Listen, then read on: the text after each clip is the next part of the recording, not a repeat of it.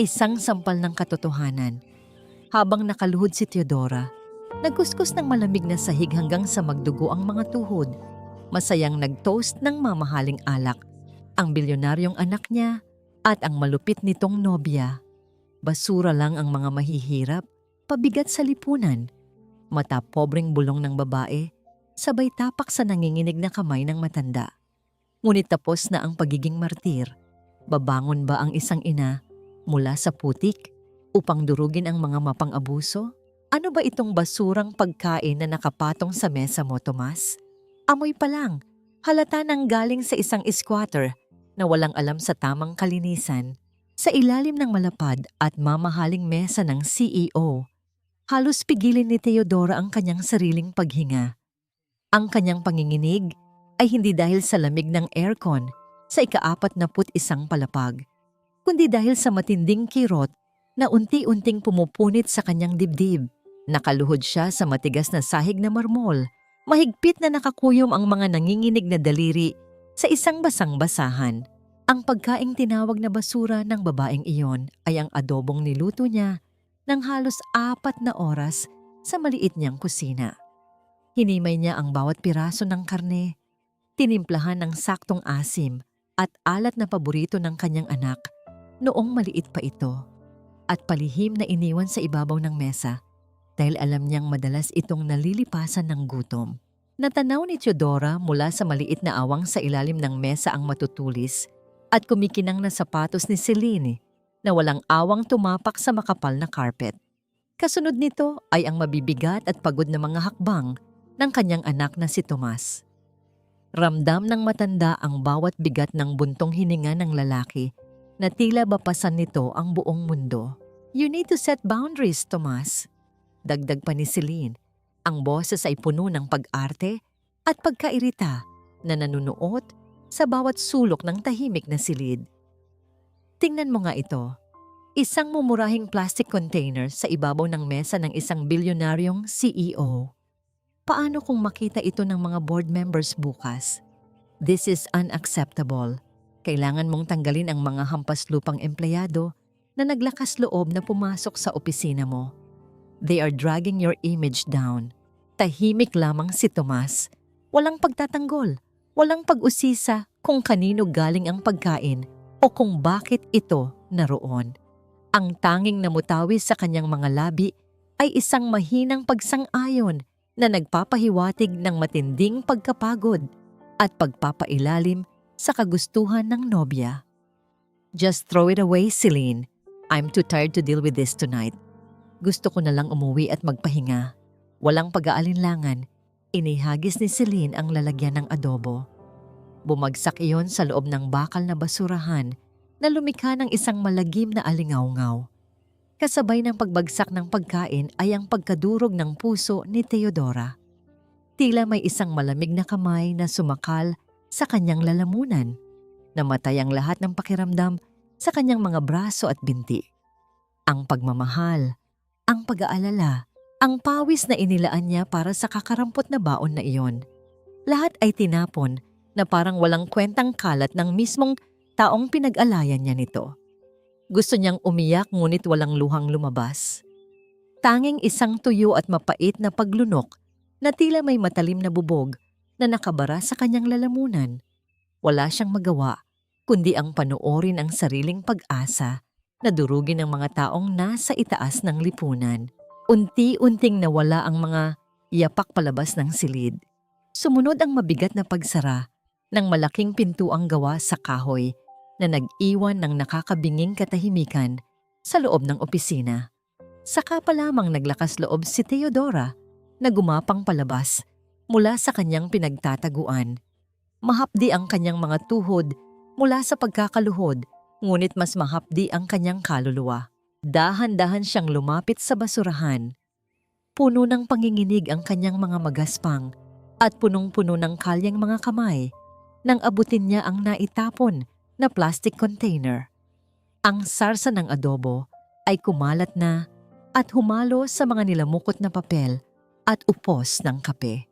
Ngunit hindi alintana ni Teodora ang dumi.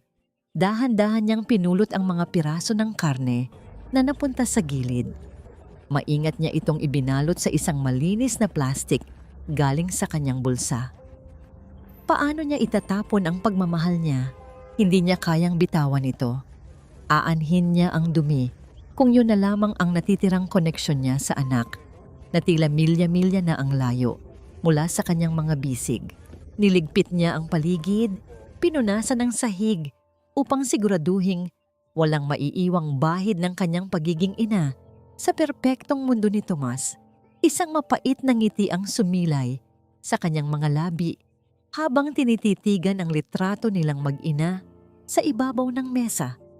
Handa siyang maging anino, maging hangin na hindi nakikita, basta't nakakasiguro siyang nasa mabuting kalagayan ang kanyang anak. Ngunit nang akma na siyang lalabas ng silid upang ipagpatuloy ang paglilinis sa kabilang pasilyo, nahagip ng kanyang pandinig ang isang pamilyar na boses mula sa siwang ng pinto na hindi tuluyang naisara. Si Celine. Kausap nito ang isang tao sa telepono. Ang boses ay malayo sa malambing na tono na ginagamit nito kay Tomas kanina. Ito ay puno ng pagkamuhi at pagiging gahaman. Oh, napaikot ko na ang bobong Tomas na yan. Mariing bulong ni Celine. Habang nakatayo sa dulo ng madilim na pasilyo, hindi napapansin ang presensya ng matandang laokong sa dilim. Basta ipagpatuloy niyo lang ang palihim na paglipat ng mga pondo sa account ni Mommy. Bago pa mangyari ang kasal natin sa isang buwan, nasa kamay na ng pamilya Madrigal ang buong Villanueva Prime. Wala na siyang matitira, kundi ang mabuhay sa utang na loob natin hanggang sa mamatay siya. Napatigil ang paghinga ni Teodora. Ang malamig na hangin mula sa pasilyo ay tila naging libu-libong matatalim na karayom na tumusok sa kanyang balat. Ang pamilyang pinagkakautangan ng loob ng kanyang anak, ang babaeng papakasalan nito, ay mga linta na unti-unting sumisipsip sa dugo at pinaghirapan ni Tomas. Mahigpit na napakapit si Teodora sa hawakan ng kanyang panlinis. Sa sandaling iyon, ang luha ng pighati ay unti-unting napalitan ng isang nagbabagang takot para sa kinabukasan ng kanyang anak. Hanggang saan ang kayang tiisin ng isang ina upang protektahan ang anak na nagtataboy sa kanya? Ang mahinang pag-ilaw ng telepono sa dilim. Sa loob ng malawak at madilim na opisina, nakatayo si Tomas sa harap ng salamin na bintana. Tahimik na pinagmamasdan ang libu-libong ilaw ng Makati na tila mga nagkikislapang bituin sa ibaba. Mula sa kanyang kinatatayuan, hawak niya ang buong lungsod. Ngunit sa loob ng kanyang dibdib ay isang napakabigat na kadena ang unti-unting sumasakal sa kanyang pagkatao. 5 taon na ang nakalilipas nang halos gumuho ang Villanueva Prime. Walang bangko ang nagtiwala. Walang kaibigan ang tumulong. Sa gitna ng kanyang kawalan ng pag-asa, dumating si Corazon Madrigal, dala ang isang tseke na nagligtas sa negosyong pinaghirapan niyang itayo. Iyon ang simula ng kanyang pagkakakulong. Ang utang na loob ay hindi pala isang regalong binibigay ng kusa. Ito ay isang pautang na may patubong habambuhay na pagsunod. Ito ang dahilan kung bakit niya piniling lunukin ang matatalim na salita ni Selene at magbulag-bulagan sa pagkamataas nito. Kailangan niyang maging isang mabuting nobyo, isang masunuring aso sa pamilyang sumagip sa kanya. Habang malalim ang kanyang pag-iisip, hindi sinasadyang napahawak si Tomas sa kanyang sikmura na kumirot dahil sa gutom. Sa pagod ng kanyang isip at katawan, bigla siyang dinalaw ng matinding pangungulila sa lutong bahay ng kanyang ina. Gusto niya ng mainit na kanin at ng adobong may tamang timpla ng toyo at suka na palaging nagpapangiti sa kanya noong bata pa siya. Kung alam lamang niya na ang mismong pagkaing hinahanap-hanap ng kanyang sikmura ay kasalukuyang nakabaon sa malamig na basurahan sa labas ng kanyang pinto. Mula sa katahimikan at karangyaan ng pinakamataas na palapag, ang malamig na hangin ay tila gumapang pababa patungo sa pinakailalim na bahagi ng gusali, kung saan ang mga ilaw ay aandap-andap. at ang amoy ng matapang na kemikal na panlinis ay nanunuot sa ilong. Sa maliit at maalikabok na silid pahingahan ng mga laokong, nakaupo si Teodora sa isang sirang silya habang tahimik na pinipisil ang kanyang namamagang mga binti. Lumapit si Mang Kiko, ang matandang gwardya na may mahina ng paningin ngunit may malinaw at mabuting puso. Iniabot nito sa kanya ang isang maliit na bote ng murang pamahid na amoy menthol. "Pahidan mo yang tuhod mo, Theo. Kanina ko pa napapansin ang ikanang lakad mo." Mabagal at puno ng pag-aalalang wika ng matanda habang inilalapag ang bote sa tabi ng gusgusing bag ni Teodora. "Hindi na tayo pabata. Bakit ba pinipilit mo pang mag-overtime sa gabi? Wala ka bang mga anak na mag-aalaga sa'yo?" Isang malungkot na ngiti ang isinukli ni Teodora. "Kailangan ko lang ang dagdag na kita, Kiko. Ayokong maging pabigat kahit kanino." Mahinang sagot niya. Hindi niya maaring sabihin na ang tanging rason ng pagtitiis niya sa bawat hapdi ng kanyang katawan ay upang mabantayan ang anak na mismong nagmamay-ari ng gusaling nililinis ni Amba. Ngunit ngayong gabi, pagkatapos marinig ang maitim na plano ni Celine, alam ni Teodora na hindi na sapat ang pagiging isang anino. Kailangan niyang kumilos. Kailangan niyang iligtas si Tomas mula sa mga demonyong nakapaligid dito. Nang matiyak ni Teodora na tuluyan nang umuwi ang lahat ng empleyado at tahimik na ang buong palapag ng accounting department, dahan-dahan niyang itinulak ang kanyang kariton ng mga panlinis. Ang mga gulong nito ay tahimik na gumulong sa makinis na sahig, walang iniiwang anumang bakas. Gamit ang kanyang master keycard na para lamang sa mga tagapaglinis, binuksan niya ang pinto ng silid-imbakan ng mga pinansyal na dokumento. Nanginginig ang kanyang mga kamay, hindi dahil sa lamig ng gabi, kundi sa takot na mahuli siya. Binulong-bulong niya ang isang panalangin habang sinisimulang halungkatin ang malalaking basurahan kung saan itinatapon ang mga papel na dumaan sa paper shredder. Kung may nilulutong pandaraya ang pamilya Madrigal, tiyak na may ebidensyang naiwan. Halos sumuko na siya matapos ang kalahating oras na pag-apuhap sa mga ginutay-gutay na papel hanggang sa mahagip ng kanyang mga mata ang isang kakaibang bagay na naipit sa ilalim ng mga itinapong lalagyan ng kape. Isa itong makapal na sobrang gawa sa mamahaling papel, bahagyang napunit ngunit hindi tuluyang nasira. Dahan-dahan itong kinuha ni Teodora, pinunasan ng mantsa ng kape sa ibabaw nito. Sa gitna ng sobre ay may isang selyo na gawa sa matigas na wax. Ito ang opisyal na sagisag ng pamilya Madrigal na madalas niyang makita sa mga gamit ni Celine. Nang buksan niya ang punit na bahagi, tumambad sa kanya ang isang lumang dokumento mula pa noong 5 taon na ang nakalilipas. Ang mismong taon kung kailan halos mabaon sa utang si Tomas. Bakit naroon ang pangalan ng isang lihim na bangko na nag-ipit sa kumpanya ng kanyang anak? At bakit ang nakapirmang may-ari nito ay walang iba kundi si Corazon Madrigal? Tila tumigil ang pag-ikot ng mundo ni Teodora. Ang mga taong nagpanggap na tagapagligtas ay ang siya palang orihinal na nagplano ng pagbagsak ng kanyang anak upang makuha nila ang buong kontrol nito. Kinilabutan siya sa tindi ng kasamaan ng mga ito. Ibinalik ni Teodora ang tingin sa selyo ng sobre. Sa ilalim ng aandap-andap na ilaw ng silid, ang natuyong pulang wax na nagdadala ng pangalan ng mga Madrigal ay mukhang isang buong patak ng namumuong dugo. Ang malawak na pasilyo ng Villanueva Prime ay napuno ng nakakapasong presensya ni Corazon Madrigal. Naglalakad siya na tila pagmamay-ari niya ang bawat pulgada ng gusali. Suot ang mga alahas na kumikinang ng sapat upang bulagin ang sinumang dukha na magtatangkang tumitig sa kanya. Ang kanyang mamahaling pabango ay mabilis na humalo at sumapaw sa amoy ng disinfektante sa paligid. Huminto siya sandali.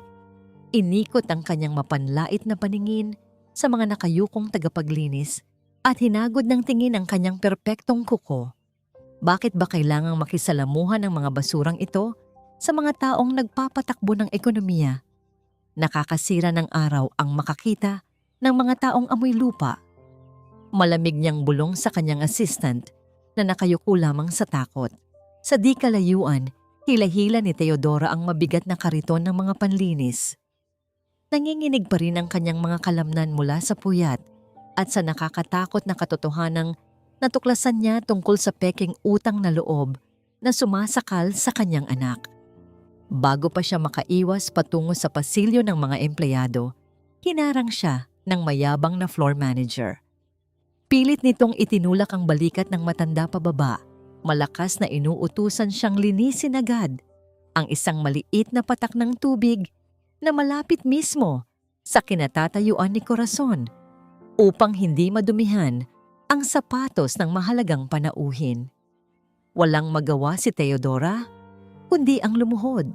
Ang kanyang mga nanginginig na kamay ay dumikit sa malamig na marmol. Tahimik na pinupunasan ang sahig sa paanan ng babaeng nagbabalak sumira sa kinabukasan ni Tomas. Kasabay nito ay ang pagbukas ng malaking elevator mula sa executive floor at lumabas si Tomas. Bakas ang labis na pagod sa kanyang mga mata matapos ang magdamag na pag-iisip sa mga problema ng kumpanya. Ngunit nang makita niya si Corazon, mabilis siyang nag-ayos ng sarili at pinilit na itago ang kanyang panghihina. Lumapit siya nang may malalim na paggalang, tulad ng inaasahan sa isang taong may tinitingalang utang na loob. Walang pag-aalinlangang yumuko ang bilyonaryong CEO. Kinuha ang kamay ni Corazon at idinikit ito sa kanyang noo upang magbigay ng isang taimtim na pagmamano. Napakabuti mo talagang bata, Tomas.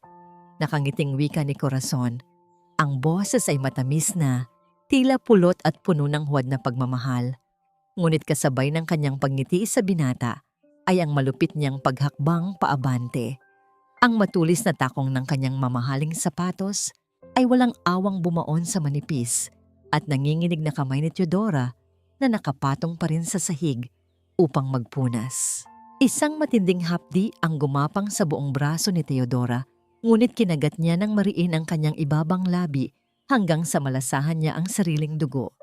Hindi siya pwedeng dumaing, hindi niya pwedeng ipahiya ang kanyang anak sa harap ng maraming tao at mas lalong hindi niya pwedeng ipakita na siya ang inang matagal nang itinatago ni Tomas mula sa mapanghusgang lipunan.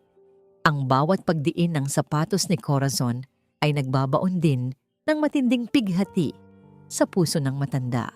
Tinititigan niya ang kanyang anak na kasalukuyang nakayuko at nagbibigay galang sa mismong demonyong tumatapak sa kanyang laman. Ang luha ni Teodora ay tahimik na pumatak, humalo sa basang sahig, at mabilis na nadurog sa ilalim ng takong ng mapagmataas na ginang nang walang sinuman ang nakakapansin.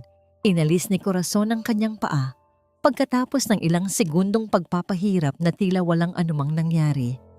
Hinaplos niya ang balikat ni Tomas at inilapit ang kanyang muka upang bumulong.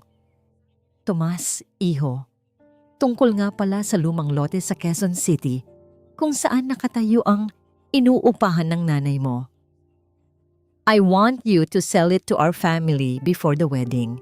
Ang dumi at walang kwenta ng lugar na yon. It's a perfect spot for our new mall. Kapag ibinenta mo yan sa amin, buo na ang tiwala ko na bahagi ka na talaga ng pamilya Madrigal. Natigilan si Tomas. Unti-unting namumutla ang kanyang mukha habang pilit na kinakalma ang paghinga dahil ang luteng hinihingi ng matanda ay ang mismong kinatatayuan ng lumang bahay na tanging naiwan sa kanyang ina.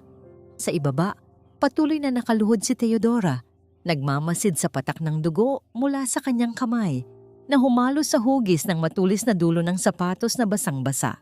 Ang matalim na liwanag ng kidlat ay panandaliang pumasok sa malalaking bintanang salamin ng gusali. Kasunod ang malalim na pag-ungol ng kalangitan na tila nakikidalamhati sa gabi. Sa labas, bumubuhos ang walang habas na ulan, ngunit sa loob ng V8 restroom sa ika-41 palapag, mas matindi ang bagyong namiminsala sa isipan ni Teodora. Upang pansamantalang makalimutan ang napipintong pagkawala ng kanyang bahay sa Quezon City dahil sa kasakiman ng pamilya Madrigal, Ibinuhos niya ang kanyang natitirang lakas sa paglilinis. Bawat pagkuskos niya sa mamahaling marmol ay tila pagtatangkang burahin ang sarili niyang mga problema. Habang pilit niyang inaabot ang sulok sa ilalim ng isang napakamamahaling florera na gawa sa porselana, nadulas ang kanyang pudpod na sapatos sa basang bahagi ng sahig. Nawalan siya ng balanse. Sa isang iglap, upang hindi mabasag ang porselanang alam niyang nagkakahalaga ng higit pa sa kanyang buhay, pinihit niya ang kanyang katawan pabalik. Ang malamig at matigas na sahig ay walang awang sumalubong sa kanyang balakang. Isang nakapangingilabot at sumasakal na paglutong ng buto ang pumaibabaw sa katahimikan ng silid. Halos dumilim ang paningin ni Teodora habang ang matinding sakit ay mabilis na kumalat mula sa kanyang balakang hanggang sa kanyang likod. Para siyang nawalan ng hangin at hindi man lang makasigaw. Isang mahina at pigil na daing lamang ang kumawala sa kanyang mga labi bago siya tuluyang manghina. Saktong nag-iikot si Yolanda upang suriin ang mga pasilyo nang makita niya ang nakahandusay na kaibigan. Mabilis siyang tumakbo, ang muka ay puno ng matinding pag-aalala at gulat. "Diyos ko, Theo, anong nangyari sa'yo?" Nanginginig niyang tanong habang sinusubukang alalayan ng matanda. Nang makita niya ang pamumutla ni Teodora at ang pamamawis nito ng malamig, dali-dali niyang kinapa ang kanyang telepono. "Wait lang, tatawag ako ng ambulansya. Hindi mo na kaya ito." Ngunit bago pa man mapindot ni Yolanda ang mga numero, isang malamig at magaspang na kamay ang mahigpit na pumigil sa kanyang braso. Si Teodora. Sa kabila ng pag-agos ng luha dahil sa hindi mapigilang sakit, marahas na umiling ang matanda. "Wag, Yolanda. Parang awa mo na." Pagmamakaawa ni Teodora, ang boses ay basag at hirap na hirap. Bukas ng umaga ang formal engagement party ng CEO natin. Kapag may dumating na ambulansya at nakita ng media, magkakagulo. Masisira ang pinakamahalagang araw ng anak ng boss natin. Mamamatay muna ako bago ko hayaang maging pabigat ako sa kanya. Napahagulgol si Yolanda sa matinding udyok ng pagkaawa at inis sa katigasan ng ulo ng kaibigan. Hindi niya maintindihan kung bakit kailangang magbuwis ng buhay ang isang hamak na tagapaglinis para sa isang bilyonaryong walang pakialam sa kanila. Ngunit wala siyang nagawa nang makita ang nagmamakaawang mga mata ni Teodora. Sa gitna ng labis na paghihirap, ang nanginginig na kamay ng matanda ay nanatiling nakakuyom ng mahigpit sa maruming basahan upang hindi tumulo ang maitim na tubig nito at dumihan ang perpektong sahig na lalakaran ng kanyang anak kinabukasan. "My God, Theo! Ang tigas ng ulo mo! Sige na, tutulungan na lang kitang makatayo at makauwi." Umiiyak na pagsuko ni Yolanda. Inaalalayan ng kaibigan na halos kaladkarin na ang sariling binti.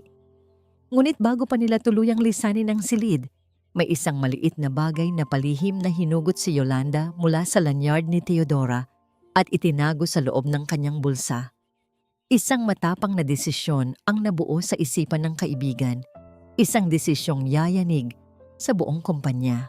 Kinabukasan, habang patuloy na bumabayo ang malakas na ulan at sunod-sunod ang pagguhit ng matatalim na kidlat sa kalangitan, isang maliit na piraso ng plastik ang tahimik na nakapatong sa gitna ng perpektong malinis at walang dungis na mesa ng bilyonaryong CEO.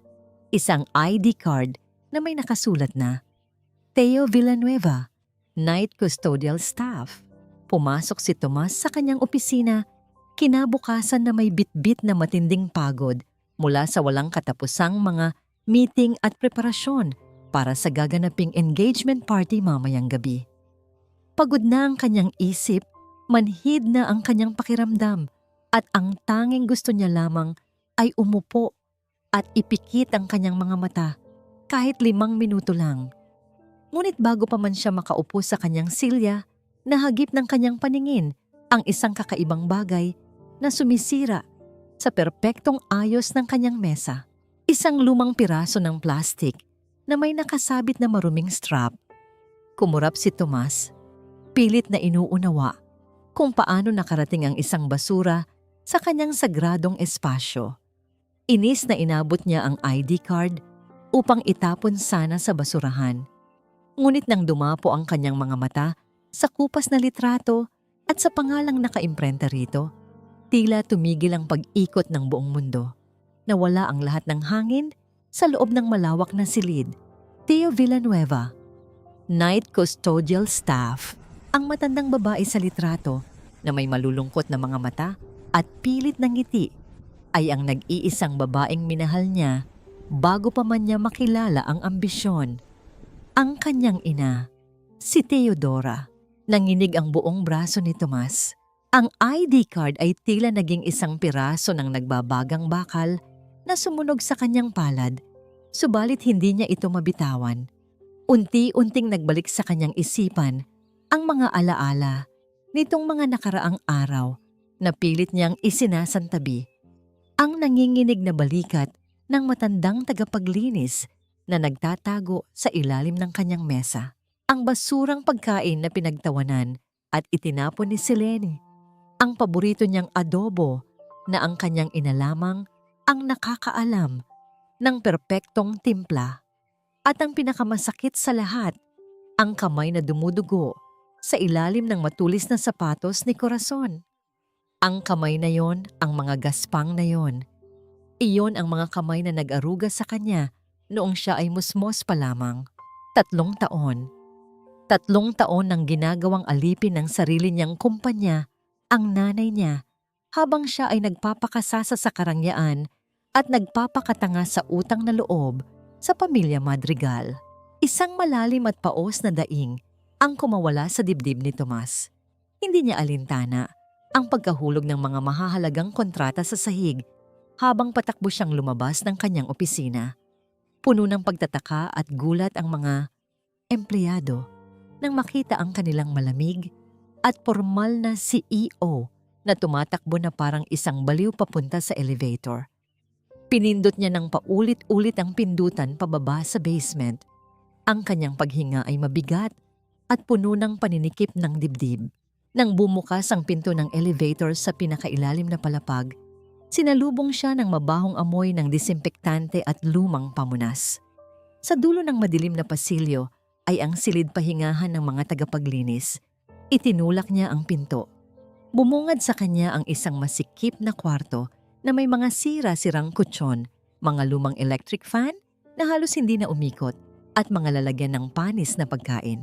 Sa isang sulok, nakatayo si Yolanda, nag-iimpake ng mga lumang damit sa isang manipis na bag. Lumingon ito nang maramdaman ang presensya ng CEO. Imbes na matakot o yumuko bilang paggalang, isang nag-aapoy na tingin ang ipinukol ni Yolanda sa bilyonaryong nasa kanyang harapan. Nasaan siya? Basag ang boses na tanong ni Tomas. Ang mga mata ay naghahanap sa bawat sulok ng maruming kwarto. Nasaan ang nanay ko? Isang mapait na halakhak ang pinakawalan ni Yolanda. Ang halakhak na yon ay parang sampal na dumapo sa pisngi ni Tomas. Ngayon mo siya hahanapin, Sir Tomas? Pagkatapos ng 3 taon, 3 taon siyang nagkukuskus ng tae at putik sa sapatos niyo nang hindi mo man lang napapansin. Naglakad papalapit si Yolanda. Ang mga mata ay puno ng luha ng puot. Nasaan ka noong mga gabing nilalamig siya sa paglilinis ng opisina mo para lang makapag-iwan ng baon na itatapon lang ng nobya mo? Nasaan ka nang tapakan ng magaling mong biyenan ang kamay ng sarili mong ina? Bulag ka ba? O nagbubulag-bulagan lang dahil mas masarap mabuhay sa pera ng mga Madrigal? Bawat salita ni Yolanda ay mga patalim na walang awang bumabaon sa dibdib ni Tomas na paatras siya. Walang lakas upang ipagtanggol ang sarili. Kagabi, patuloy ni Yolanda. Ang boses ay nanginginig sa labis na pag-iyak. Nadulas ang nanay mo sa VIP restroom na ipinapalinis nyo. Nabali ang balakang niya, Sir Tomas. Sigaw siya ng sigaw sa sakit. Alam mo ba kung bakit ayaw niyang magpatawag ng ambulansya kahit mamatay-matay na siya sa hapdi? Dahil baka raw makita ng media at masira ang napakagandang engagement party mo Mas inisip niya pa ang reputasyon mo kaysa sa sarili niyang buhay. Tila gumuho ang buong pagkatao ni Tomas. Nanghina ang kanyang mga tuhod hanggang sa tuluyan siyang bumagsak sa malamig at maruming sahig ng basement. Wala siyang pakialam sa kanyang mamahaling suit. Wala siyang pakialam kung sino ang makakita sa kanya. Kinuha niya ang isang lumang apron mula sa bag na inililigpit ni Yolanda. Sa gilid nito ay may maingat na bordang letrang T na ginawa gamit ang murang sinulid. Niyakap niya ang lumang tela na amoy pawis at panlinis. Idinikit ito sa kanyang mukha. At doon ay humagulgol ang kinatatakutang CEO na parang isang batang nawawala. Ang lahat ng yaman, ang lahat ng kapangyarihan ay walang silbi kung ang taong nagbigay sa kanya ng buhay ay nagdurusa nang dahil sa kanyang kapabayaan. Sinuntok niya ang sahig ng paulit-ulit, isinusumpa ang sariling kahinaan. Nang unti-unting kumalma ang kanyang paghikbi at napalitan ng isang malamig at nagbabagang determinasyon, nakatanggap siya ng isang mensahe sa kanyang telepono. Isang matalim na pagtunog na bumasag sa pag-iyak niya. Pinunasan ni Tomas ang kanyang mga luha at binasa ang isang mensahe mula sa hindi kilalang numero. Kung gusto mong iligtas ang buhay ng ina mo, basahin mo ang nakatagong sugnay sa marriage contract ninyo. Nag-iba ang timpla ng mga mata ni Tomas. Mula sa pagiging isang naguguluhang anak, bumalik ang katalinuhan at bagsik ng isang lalaking handang pumatay para sa kanyang pamilya. Tumayo siya, pinunasan ang dumi sa kanyang mukha at nagdesisyong kailangan niyang hanapin si Teodora upang itakas ito. Ngunit pagbalik niya sa executive floor upang kunin ang kanyang mga susi at umalis ng gusali, isang figura ang nakatayo sa harap mismo ng kanyang pintuan. Bumigat ang hangin sa pasilyo. Nakasandal si Celine sa hamba ng pinto, nakahalukip-kip at may pilyang nangiti sa mga labi na tila isang ahas na nakahanap ng biktima. Sa kanyang mga kamay ay isang makapal na folder na may pamilyar na selyo ng pamilya Madrigal. "Going somewhere, Tomas?" Malambing ngunit nakakalasong tanong ni Celine habang iwinagayway ang mga dokumento sa hangin. "Sayang naman, akala ko ba pag-uusapan pa natin kung paano mo tatanggalin sa kumpanya ang matandang basurera na naninira sa image natin?" Tumulo ang isang maiinit na patak ng luha mula sa mata ni Tomas at tahimik na bumagsak sa piraso ng plastic na ID card na mahigpit na nakakuyom sa kanyang palad. Matalim ang naging pagtitig ni Tomas kay Celine. Bawat kalamnan sa kanyang katawan ay nanigas sa matinding galit habang nakatingin sa babaeng nakangisi sa kanyang harapan. Pilit niyang ikinukubli ang nanginginig niyang kamay na hawak ang ID card ng kanyang ina sa likod ng kanyang katawan. "Huwag kang mag-alala, Tomas. Hindi mo na kailangang itago iyan."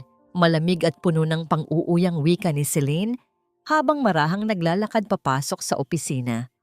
Hinawakan nito ang mga mamahaling palamuti sa ibabaw ng mesa bago muling ibinaling ang matalim na paningin sa binata. "Alam ko kung sino ang matandang yon. Teodora Villanueva. Ang nanay mong amoy lupa na pilit mong itinatago sa madilim na sulok ng kumpanya ko. Nakakadiri. Sana pala ay siniguro kong itapon din siya sa basurahan kasama ng mabahong pagkain niya kagabi." Hindi na nakapagpigil si Tomas. Mabilis siyang humakbang at mahigpit na sinakmalang pulso ni Celine. Ang kanyang mga mata ay nagbabaga sa puot at tila handang pumatay anumang oras. "Huwag na huwag mong babastusin ang nanay ko. Wala kang alam sa mga isinakripisyo niya." Ngunit imbes na matakot, isang malakas at mapang-asar na tawa ang pinakawalan ni Celine. Walang pag-aalinlangang inihagis niya ang makapal na folder sa ibabaw ng mesa. Bumagsak ang mga dokumento na naglalaman ng mga lumang bank statements at mga kontrata mula 5 taon na ang nakalilipas. "Bitawan mo ako kung ayaw mong makitang nabubulok ang nanay mo sa kulungan kasama mo," banta ni Celine habang pilit na binabawi ang kanyang braso. Napatingin si Tomas sa mga nakakalat na papel. Kumunot ang kanyang noo nang makita ang mga numero at mga selyo ng bangko. Ito ang mga papeles noong panahong muntik nang bumagsak ang Villanueva Prime. Ngunit ang nakapagpatigil sa pagtibok ng kanyang puso ay nang makita niya ang kanyang sariling pirma sa ilalim ng isang kasunduan na nagpapatunay ng malawakang pandaraya sa buwis at pamimeke ng pondo. Hindi ko pinirmahan yan. Nanginginig na bulong ni Tomas, bakas ang kalituhan at gulat sa kanyang boses. Ito ay isang paninira. Kasabay ng kanyang pagkabigla ay ang dahan-dahan at tiyak na pagbukas ng pinto. Ang mabagal na pagbagsak ng takong ng mamahaling sapatos sa sahig ay tila nagbibilang ng nalalabing oras ng kalayaan ni Tomas. Pumasok si Corazon Madrigal, suot ang kanyang perpektong ngiti at maamong mukha na nagtatago sa isang itim at nabubulok na kaluluwa. Of course you didn't sign it, iho. Pero sino ang maniniwala sa'yo? Malumanay na wika ni Corazon habang inaayos ang kwelyo ng polo ni Tomas na tila isang mapagmahal na ina. Nasa amin ang lahat ng opisyal na selyo. Nasa amin ang mga abogado at ang mga hukom. 5 taon na naming inihanda ang mga dokumentong yan bilang insurance. Utang na loob mo sa amin ang buhay mo, Tomas. We saved you from the mud. At ngayon, gusto mong talikuran ang pamilya Madrigal para sa isang basurang tagapaglinis? Mariing naikuyom ni Tomas ang kanyang mga kamao. Gusto niyang isigaw ang lahat ng puot. Gusto niyang gumuho ang buong gusaling ito at ibaon ang mga demonyong nasa kanyang harapan. Ngunit habang tinititigan niya ang mga pekeng ebidensya na kayang-kayang sumira sa kanyang buong pagkatao, isang nakapangingilabot na katotohanan ang sumampal sa kanya. Wala siyang laban. Kung itutuloy niya ang paglaban ngayon, makukulong siya. Kukunin ng gobyerno ang lahat ng kanyang ari-arian at ang kanyang ina na may bali sa balakang ay tuluyang mamamatay sa gutom sa malamig na kalsada. Paano nagkaroon ng eksaktong kopya ng kanyang pirma ang mga Madrigal? 5 taon na ang nakalipas. Mayroon bang nagtraidor sa kanya mula sa loob ng kanyang sariling kumpanya? Ang katanungang ito ay lalong nagpabigat sa kanyang nararamdaman. Pumili ka, Tomas. Nagpatuloy si Corazon. Ang boses ay naging kasing lamig ng yelo. Itutuloy natin ang kasal at ibibigay mo sa amin ang kontrol sa kumpanya habang patuloy kang nag-e-enjoy sa posisyon mo bilang CEO. O lalabas ang mga dokumentong yan sa media bukas. Makukulong ka ng habambuhay at papanoorin mo ang nanay mong mamalimos ng barya hanggang sa malagutan siya ng hininga sa gutter. Isang labanan ng isip at puso ang naganap sa loob ni Tomas. Ang paghinga niya ay nagiging mabigat at nag-uunahan ang mga luha ng pagkatalo sa kanyang mga mata. Sa sandaling iyon, tinanggap niya ang sumpa.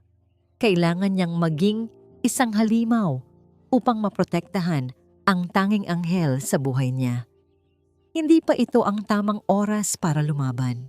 Dahan-dahan, sa gitna ng kanyang pagpigil ng hininga, palihim niyang inilagay ang lumang ID card ni Teodora sa loob ng bulsa ng kanyang polo, malapit mismo sa kanyang dibdib. Habang ang kanyang mga kuko ay bumaon sa sarili niyang palad, hanggang sa tumulo ang may init na patak ng dugo, pinilit niyang ibalik ang malamig at walang pusong ekspresyon sa kanyang mukha. Anong gusto ninyong gawin ko? Paos at tila patay na boses na tanong ni Tomas, isang pagsuko na nagpalapad sa ngiti ng mag-ina. Lumapit si Silen hanggang sa magdikit ang kanilang mga balikat. Ibinulong nito ang pinakamalupit na parusa na dudurog sa natitirang pagkatao ng binata. Mamayang hapon, ipapatawag ko ang lahat ng empleyado sa lobby. Sa harap ng lahat ng tao, gusto kong ikaw mismo ang magtanggal sa trabaho sa matandang basurera na yon. You will humiliate her. You will kick her out of this building yourself upang mapatunayan mong wala na siyang puwang sa buhay mo.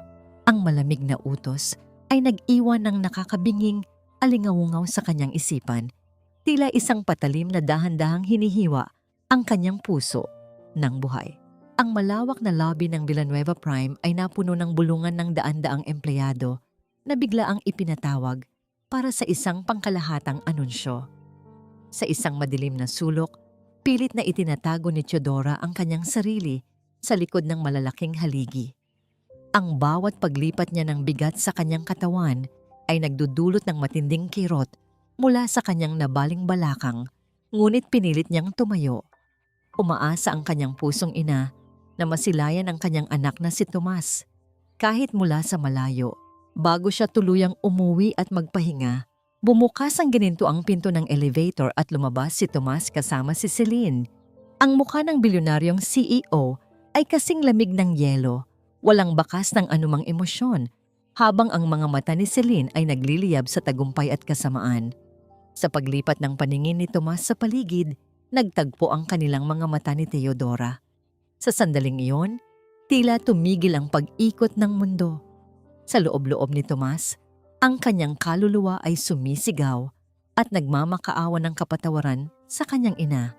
Ngunit sa labas, kinailangan niyang magsuot ng maskara ng isang walang pusong halimaw. Tumigil sila sa gitna ng lobby. Itinuro ni Celine si Teodora gamit ang kanyang nanginginig na daliri na balot sa mamahaling alahas. Kunin niyo ang matandang yan.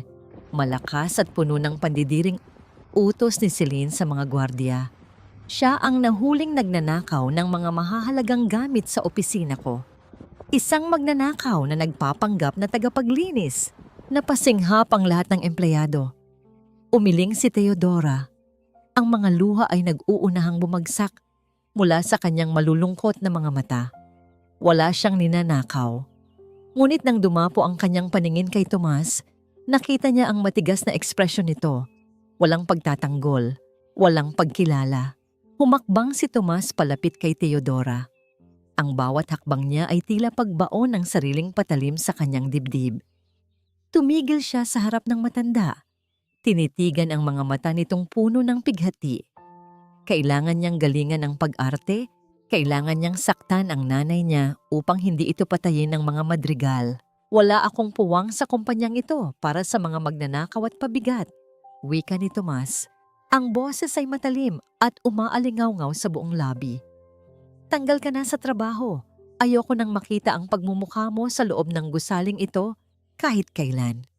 Mula sa bulsa ng kanyang suit, inilabas ni Tomas ang isang makapal na sobrang naglalaman ng pera para sa danyos at walang awang inihagis ito sa sahig. Ang mga perang papel ay nagkalat sa makinis na marmol, eksakto sa paanan ni Teodora. Parang pinagbagsakan ng langit si Teodora. Sa kanyang isipan, hindi na ito tungkol sa trabaho. Ang lalaking nasa harapan niya ay hindi na ang CEO, kundi ang anak na tuluyan nang nagtataboy sa kanya dahil siya ay isang nakakahiyang dumi sa perpekto nitong buhay. Walang anumang reklamo, walang pagtatanggol na lumabas sa kanyang bibig. Unti-unti, sa kabila ng matinding kirot sa kanyang balakang, lumuhod si Teodora upang pulutin ang mga nagkalat na pera. Ang kanyang mga luha ay tumulo sa malamig na sahig. Hinuhugasan ang mga yapak ng anak na nagtatakwil sa kanya. Matapos maipon ang pera, dahan-dahang tumayo si Teodora. Bago siya tuluyang tumalikod, ang kanyang nanginginig na kamay ay marahang umangat. Sa isang napakaliit at mabilis na pagkilos na walang nakapansin, kundi silang dalawa. Hinaplos ng magaspang na daliri ng matanda ang gintong pin ng kumpanya na nakakabit sa lapel ng suit ni Tomas. Isang tahimik at huling pag-aaruga ng isang ina sa dibdib ng kanyang anak. "Patawad po, sir," nanginginig at basag niyang bulong. Tumalikod si Teodora. Ang kanyang likod ay kuba sa bigat ng kawalan ng pag-asa. At dahan-dahang naglakad palabas ng gusali. Bit-bit ang pusong tuluyan ng nadurog. Sa parehong pagkakataon, bago pa man tuluyang makalabas ang matanda, palihim na nagbigay ng isang napakaliit at halos hindi mapansing tango si Tomas sa direksyon ni Mang Kiko na nakatayo sa hanay ng mga gwardiya. Ang malalaking pinto na gawa sa salamin ay sumara. Paglabas ni Teodora sa kalsada, Sinalubong siya ng malakas na buhos ng ulan na tila naghihintay upang lunurin ang kanyang pighati. Habang humahakbang palayo, unti-unting nanghina ang kanyang mga tuhod. Nawalan ng lakas ang kanyang buong katawan. Tuluyang bumagsak si Teodora sa tabi ng isang konkretong kahon ng halaman. Ang kanyang paningin ay nagdilim at ang kanyang katawan ay naiwan sa ilalim ng walang awang hagupit ng bagyo. Bumagsak ang malamig na ulan sa bubong ng isang luma at kinakalawang na bahay sa Quezon City, kasabay ng mabibigat na hakbang ni Mang Kiko habang buhat-buhat niya ang naghihingalong si Teodora. Matapos ang malupit na eksena sa lobby, palihim niyang sinundan ng matanda at nakita itong nakabulagta sa gilid ng kalsada. Agad niyang tinawagan si Yolanda na ngayon ay nagpupunas ng maligamgam na tubig sa nag-iinit na noo ng kaibigan. Mataas ang lagnat ni Teodora. Ang kanyang buong katawan ay nanginginig at basang-basa ng pawis. Ngunit kahit sa gitna ng kanyang pagdedeliryo, iisang pangalan lamang ang namumutawi sa kanyang mga maputlang labi. "Tomas, anak, huwag kang iiyak." Paulit-ulit na bulong ng matanda. Habang pilit na inaabot ng kanyang nanginginig na kamay ang hangin. Tila pinupunasan ang luha ng batang hindi niya nakikita. "Nandito lang ang nanay. Hindi kita iiwan." Hindi napigilan ni Yolanda ang pag-agos ng kanyang mga luha habang nakikinig sa mga hibik ng kaibigan. Naghahanap siya ng tuyong damit sa lumang aparador ni Teodora. Habang hinahalungkat niya ang isang maliit na kahon ng mga gamot na puro walang laman, isang lumang librito ng bangko ang nahulog sa sahig. Pinulot ito ni Yolanda. Sa mismong pabalat nito, may nakasulat na mga letrang nanginginig ang pagkakabuo. Para sa kasal ni Tomas. Nang buksan niya ang mga pahina, nakita niya na ang bawat sentimo ng pinaghirapan ni Teodora sa paglilinis ng mga kubeta ay nakadeposito roon. Walang itinira ang matanda para sa kanyang sariling gamot. Walang itinira para sa kanyang nabaling balakang. Ang lahat ng kanyang dugo at pawis ay inilaan lamang para sa kaligayahan ng anak na nagtaboy sa kanya kanina. Sa kabilang dako ng lungsod, sa loob ng pinakamataas at pinakatahimik na silid ng Villanueva Prime, naiwan si Tomas na nag-iisa. Matapos umalis ang lahat ng empleyado at ang mag-inang Madrigal, dahan-dahan niyang inikot ang kandado ng kanyang pinto. Sa pag-ilaw ng pulang ilaw na nagpapahiwatig na sarado na ito, tuluyang gumuho ang maskara ng malamig at walang pusong CEO. Sumandal siya sa makapal na pintong kahoy at dahan-dahang napaupo sa sahig. Nanginginig ang kanyang mga balikat habang pilit niyang kinakalma ang matagal ng kinikimkim na emosyon. Tahimik siyang lumuluha, ngunit sapat iyon upang makita kung gaano kabigat ang kanyang dinadala. Maya-maya, mariin niyang ikiniskis ang sariling palad sa mukha. Tila pilit na ginigising ang sarili mula sa sakit na matagal na niyang pasan. Pinarurusahan niya ang sarili para sa kawalang hiyaang ginawa niya sa babaeng nagluwal sa kanya. Gumapang si Tomas, palapit sa madilim na sulok ng kanyang opisina kung saan naroon ang basurahan. Hindi niya alintana ang kanyang mamahaling damit. Dahan-dahan niyang inilabas ang plastic container na itinapon ni Celine kagabi. Ang adobo ay malamig na, nanigas na ang sarsa at nahaluan na ng mga dumi ng kape.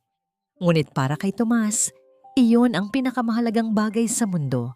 Ginamit niya ang kanyang nanginginig na mga daliri upang sandukin ang malamig na karne at isinubo ito.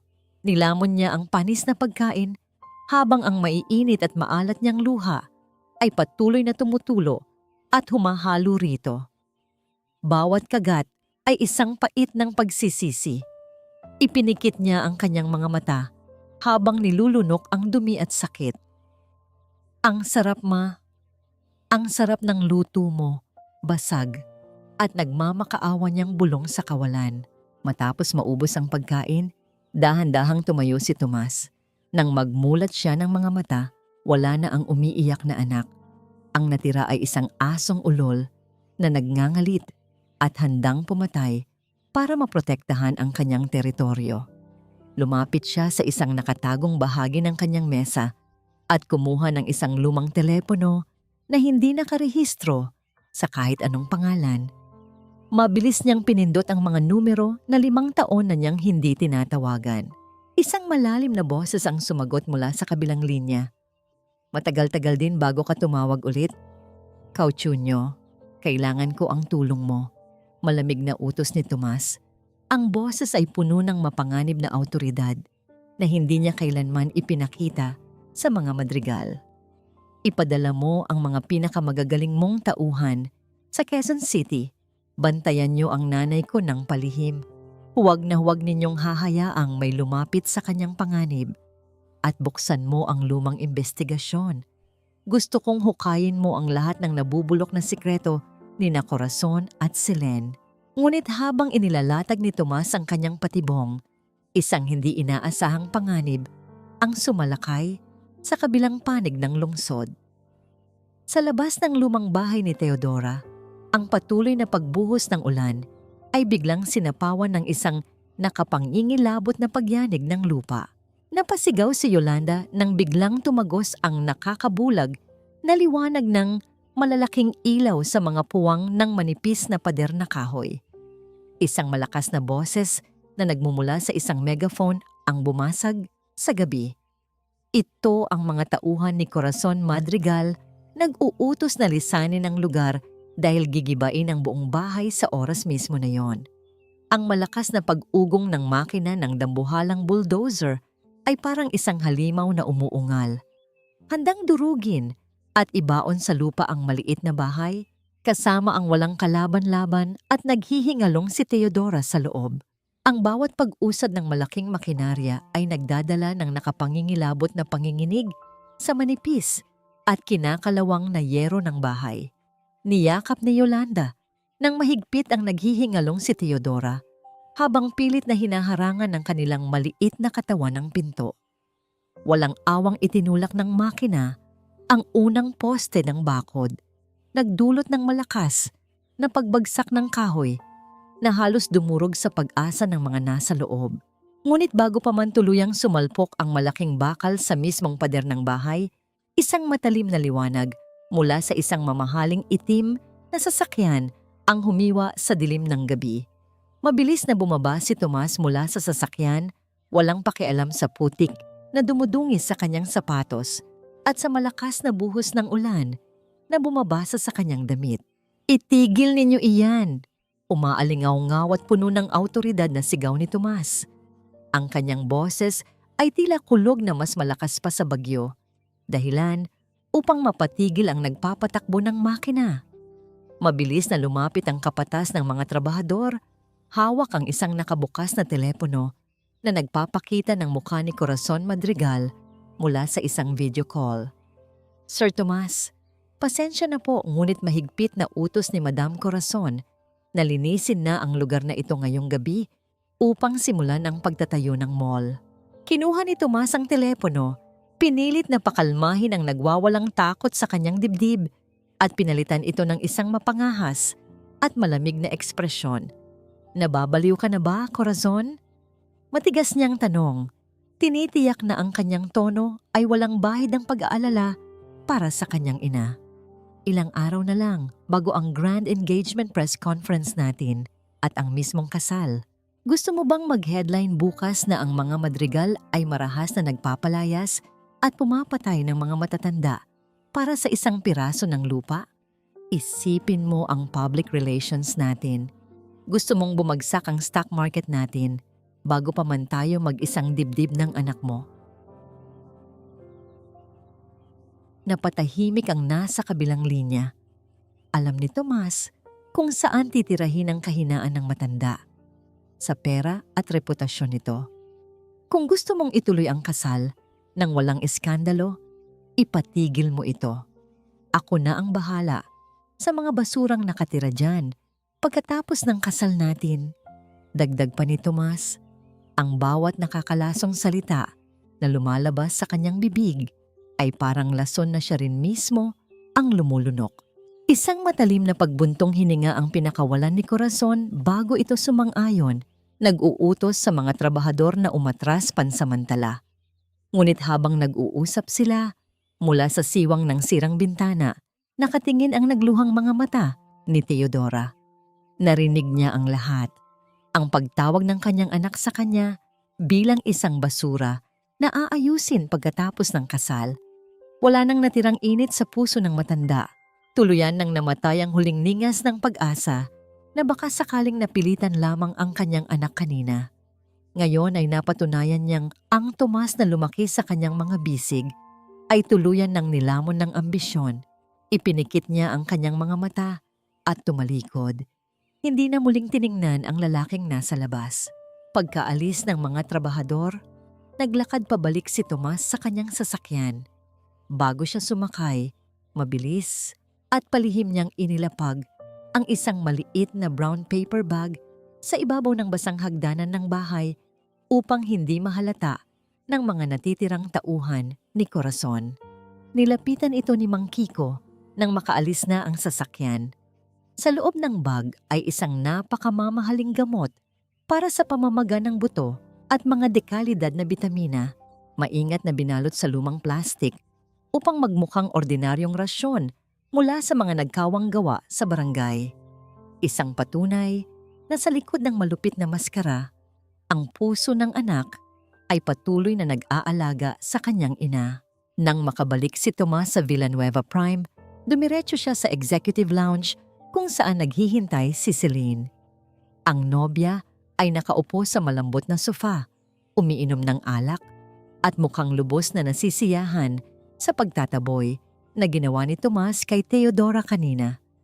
"I'm so proud of you, honey," malambing na wika ni Celine habang inaayos ang kwelyo ng basang damit ni Tomas.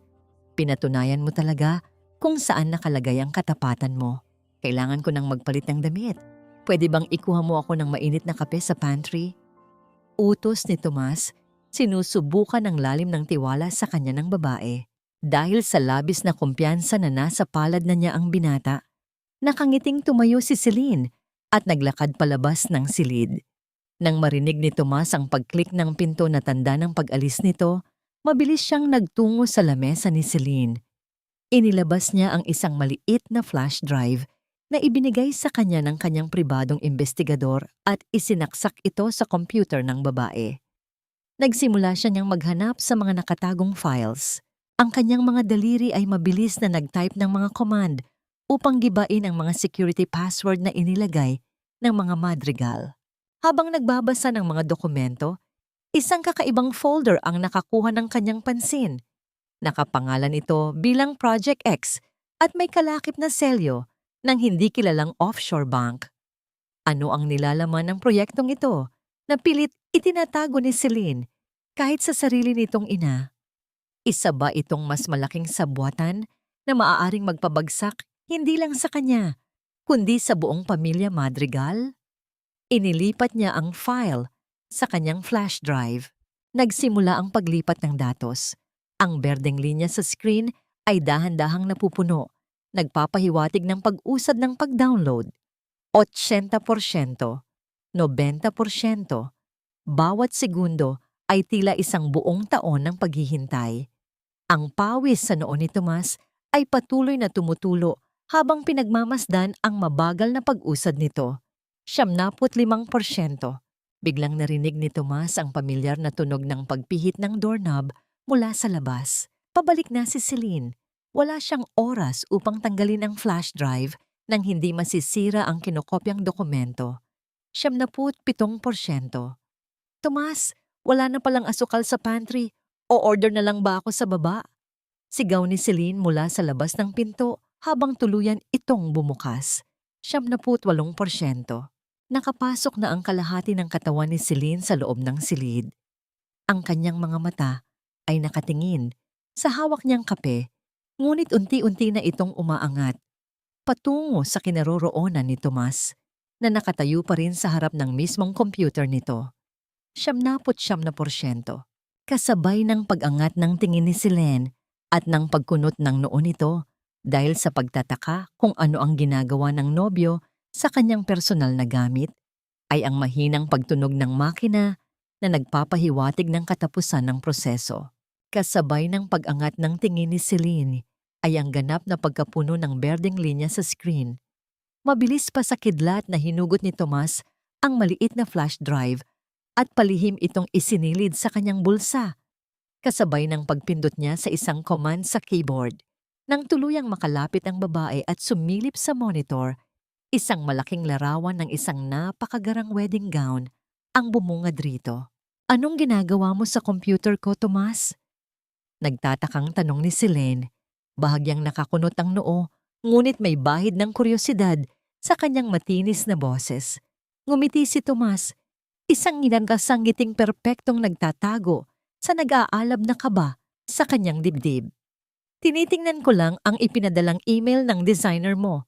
Gusto kong makita kung gaano kaganda ang isusuot ng mapapangasawa ko sa araw ng kasal natin. At tama nga ako, babagay ito ng perpekto sa'yo."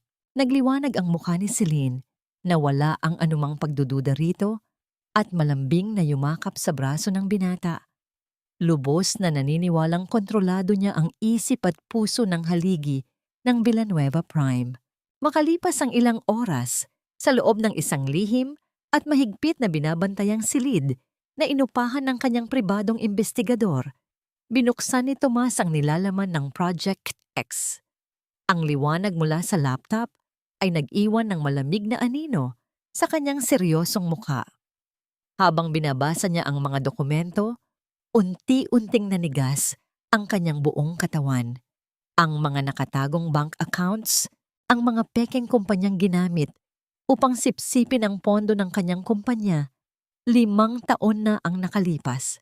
Ang lahat ng ito ay nakapangalan kay Corazon at Selene Madrigal.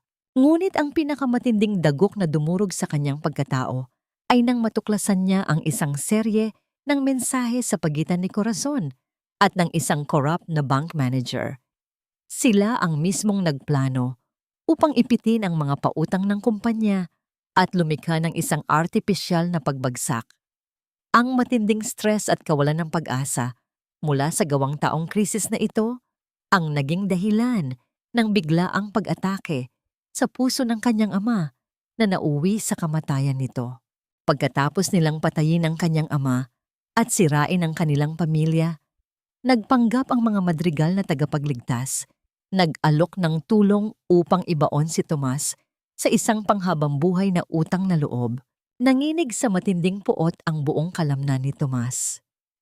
Ang tanikala ng utang na loob ay tuluyang nawasak at napalitan ng isang nagbabagang apoy ng paghihiganti.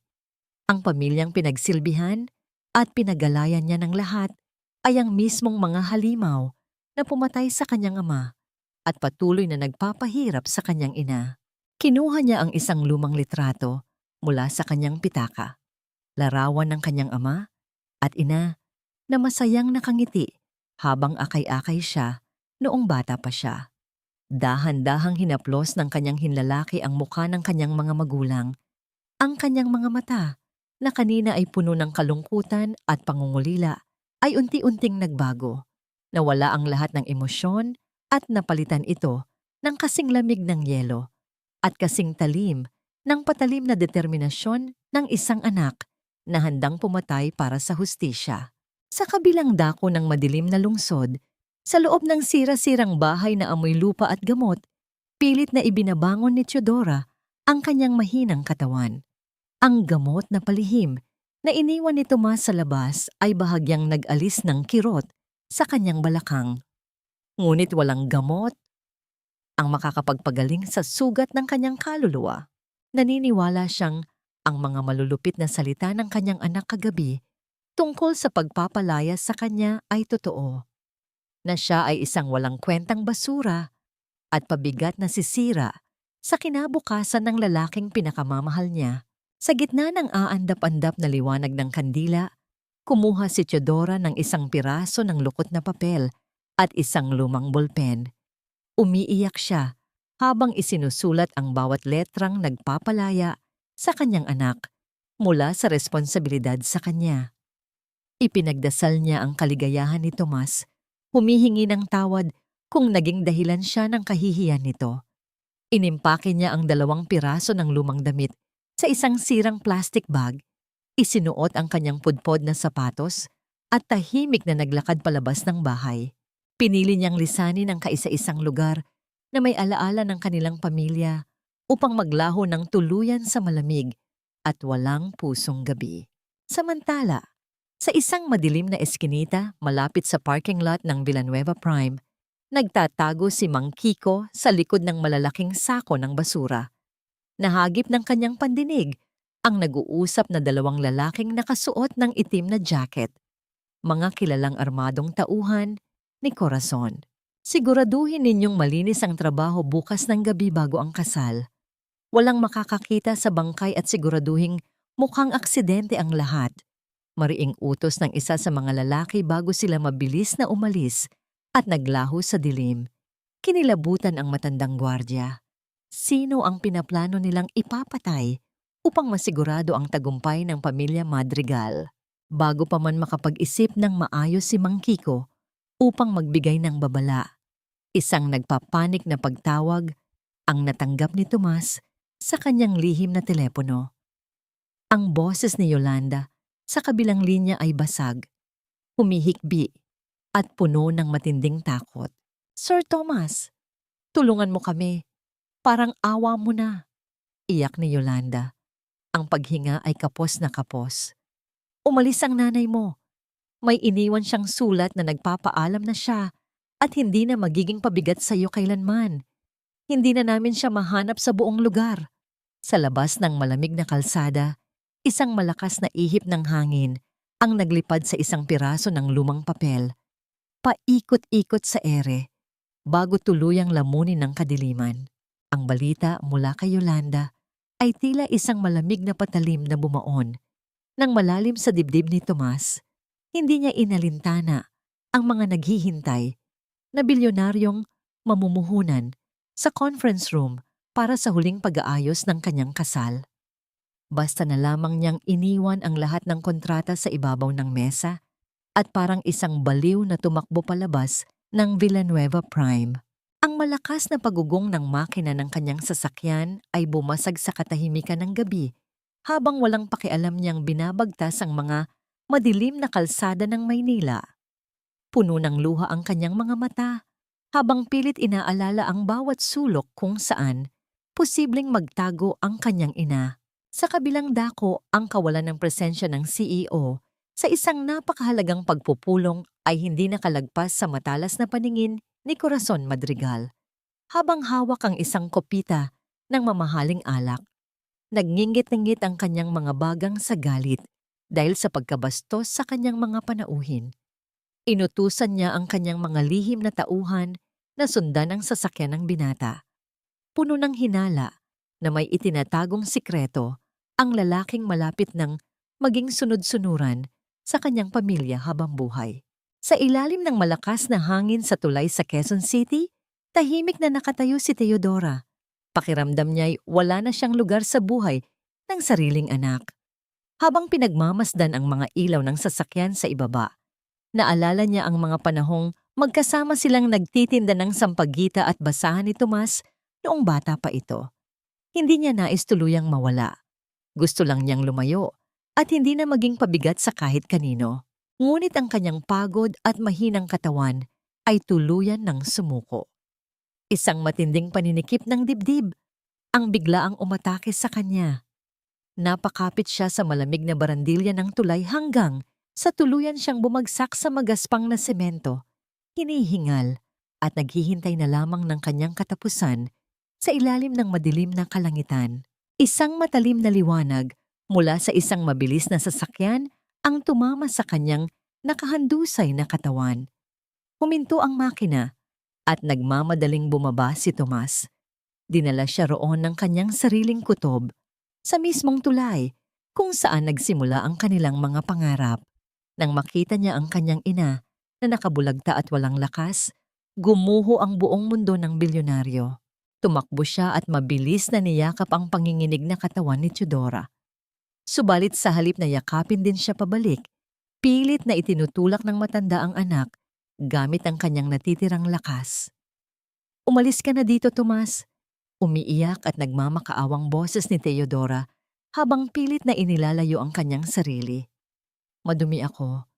Pabigat lang ako sa'yo. Baka may makakita sa atin. Masisira ang kasal mo at ang reputasyon mo. Pabayaan mo na ang nanay mo. Parang awa mo na."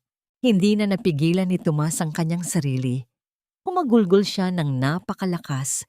Isang pag-iyak na nagtataglay ng lahat ng kanyang pagsisisi at pagmamahal. Mahigpit niyang niyakap ang matanda. Hindi alintana ang alikabok at dumi na kumakapit sa kanyang damit. Ipinagtapat niya sa kanyang ina ang lahat. Ang pagbabanta ni na Corazon, ang mga pekeng dokumento na magpapakulong sa kanya, ang sabwatan sa likod ng pagkamatay ng kanyang ama, at ang katotohanang kinailangan niyang maging isang halimaw at ipahiya ito sa harap ng maraming tao upang mailigtas ang buhay nito mula sa mga madrigal. Lumuhod siya sa malamig na semento, nakikiusap at nagmamakaawa na bigyan siya ng huling pagkakataon upang bumawi at protektahan ito. Natigilan si Teodora. Ang mga luha ng hinanakit at pakiramdam ng pagiging walang kwenta ay unti-unting napalitan ng labis na pagkaawa at pagmamahal sa nagdurusa niyang anak.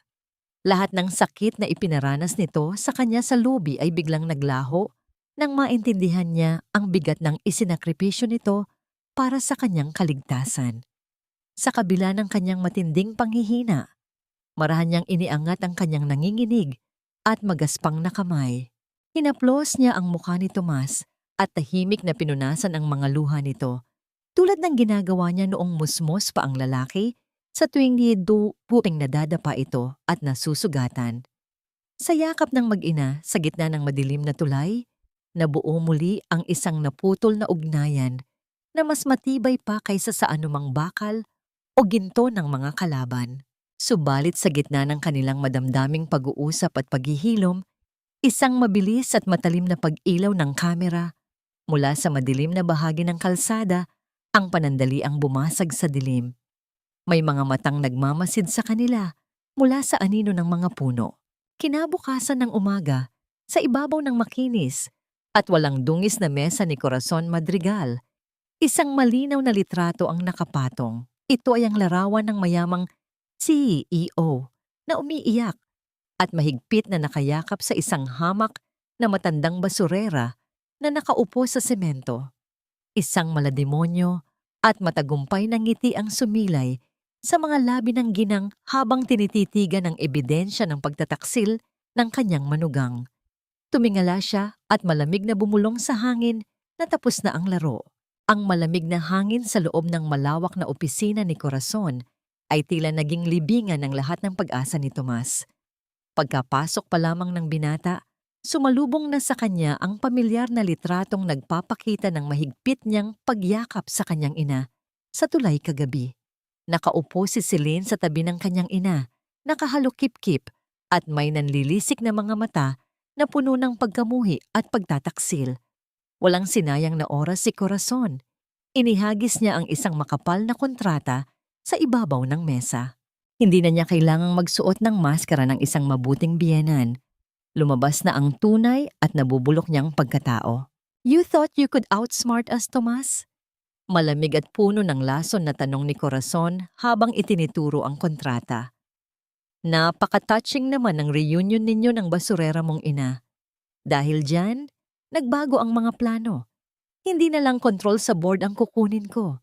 Pipirmahan mo ang papeles na yan na naglilipat ng 80% ng buong Villanueva Prime sa pangalan ko at ni Celine bago ang kasal bukas. Kung hindi, asahan mo nang hindi na masisilayan ng nanay mo ang pagsikat ng araw. Alam mo kung ano ang kaya kong gawin, Tomas." "Hindi na mo, ma." Isang matinding pagyanig ng galit ang naramdaman ni Tomas sa loob ng kanyang dibdib, ngunit pinanatili niyang blanko at puno ng takot ang kanyang ekspresyon.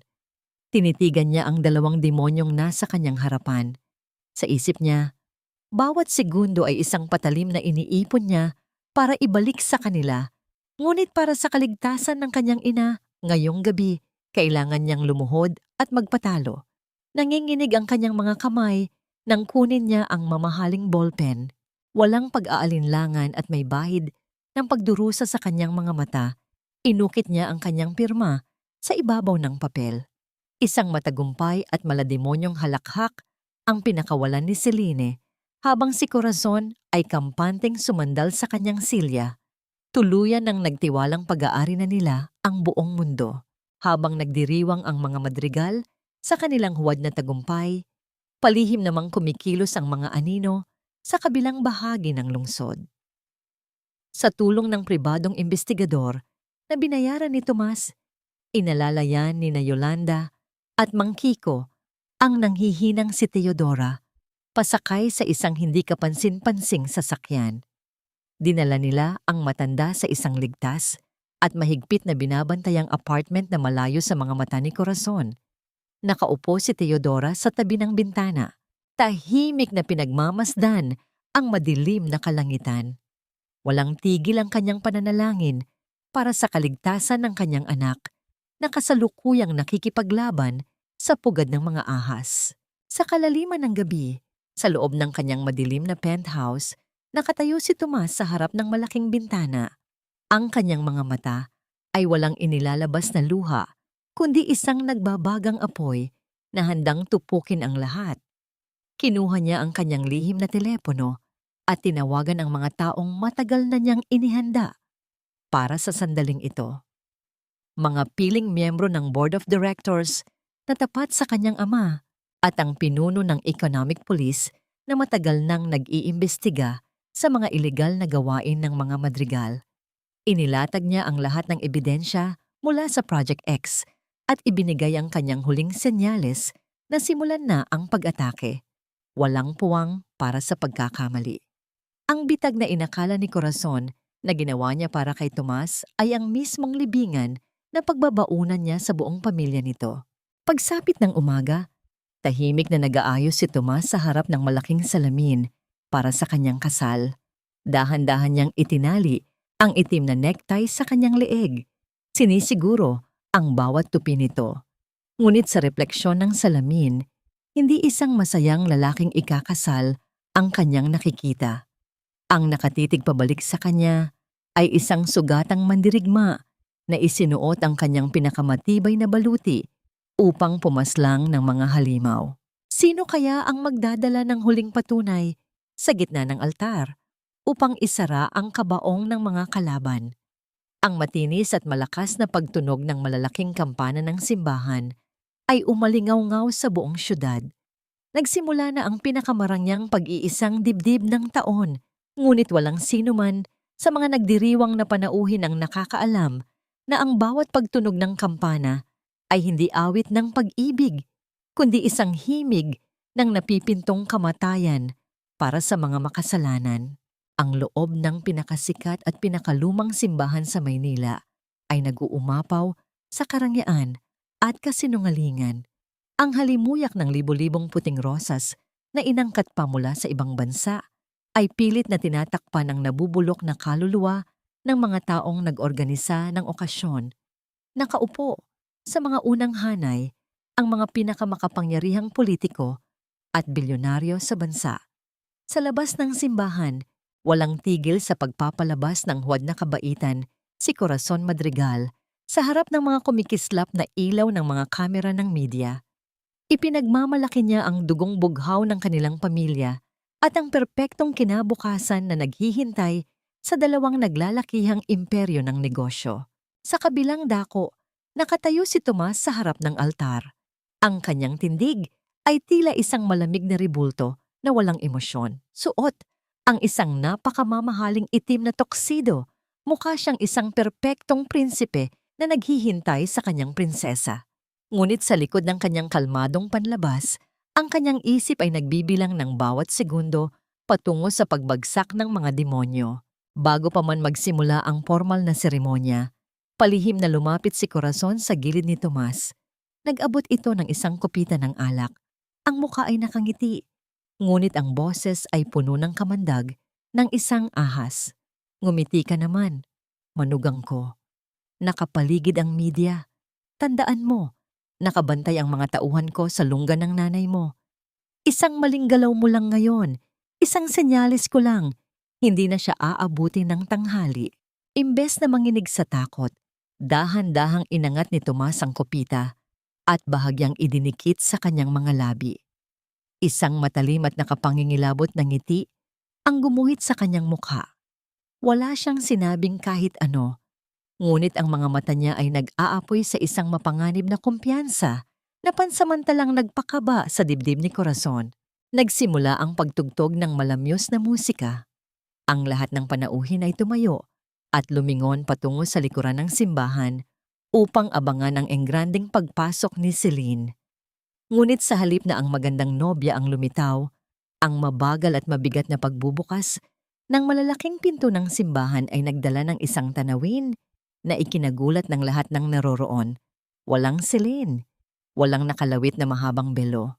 Ang bumungad sa pintuan ay si Mang Kiko at Yolanda. Buong tapang na itinutulak ang isang wheelchair at sa ibabaw ng upuang iyon ay nakaupo si Teodora. Sa halip na ang maruming uniforme ng tagapaglinis, suot ng matanda ang isang simple ngunit napakalinis na tradisyonal na Filipiniana na yari sa pinya. Walang mga diamante sa kanyang leeg, walang mamahaling palamuti sa kanyang buhok, ngunit ang kanyang pag-angat ng tingin at ang linaw ng kanyang mga mata ay naglalabas ng isang dignidad na hindi kailanman mabibili ng lahat ng kayamanan ng pamilya, Madrigal. Sa likuran nila, nakatayo ng tuwid ang 12-dosenang mga tagapaglinis ng Villanueva Prime. Suot ang kanilang mga lumang uniforme, ngunit may bakas ng matinding pagmamalaki sa kanilang mga mukha. Napasinghap ang mga mata pobreng panauhin. Nagsimula ang matitinding bulungan na tila mga bubuyog na naabala sa kanilang pugad. Namutla si Corazon. Ang kanyang mga mata ay nanlaki sa matinding gulat at takot. Paano nakatakas ang matandang ito mula sa kanyang mga armadong tauhan? Paano nakapasok ang mga basurang ito sa kanyang perpektong kaharian? Mga gwardiya! Matinis at puno ng pagkasindak na sigaw ni Corazon habang galit na itinuturo ang grupo ni na Teodora. Ano ang ginagawa ng mga hampas lupang yan dito?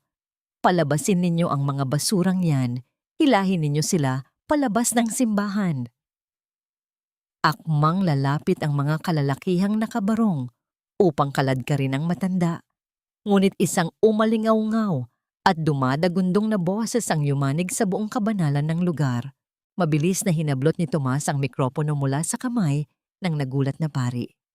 Ang kanyang boses ay tila isang malakas na kulog na nagpatigil sa lahat ng paghinga sa loob ng simbahan. Subukan ninyong hawakan ng nanay ko at babaliin ko ang mga kamay ninyo. Matalim na utos ni Tomas. Ang mga mata ay nakatutok ng tuwid sa namumutlang si Corazon. Dahan-dahan siyang bumaba mula sa altar. Ang bawat hakbang ay puno ng kapangyarihan. Itigil ninyo ang kahibangan na ito. Ang tanging basurang dapat lumayas sa simbahang ito ay ikaw, Corazon. Ang huling salita niya ay sinundan ng isang matinis at nakakabinging pagrereklamo ng mikropono na nag-iwan ng nakapangingilabot na katahimikan sa buong paligid. Ang nakakabiinging katahimikan sa loob ng simbahan ay mabilis na binasag ni Tomas. Gamit ang iisang kumpas ng kanyang kamay, nagbigay siya ng senyales sa pribadong investigador na nakatayo sa control room malapit sa koro. Sa isang iglap, ang mga higanting screen na inihanda sana para sa pagpapalabas ng romantikong video ng kasal ay biglang nagliwanag. Ngunit sa halip ng mga ngiti at yakap ng magkasintahan, ang bumungad sa malalaking monitor ay ang mga lihim na dokumento mula sa Project X. Nakita ng lahat ng panauhin, kabilang ang mga kilalang mamamahayag at negosyante, ang mga kopya ng bank transfers na nagpapatunay ng malawakang money laundering.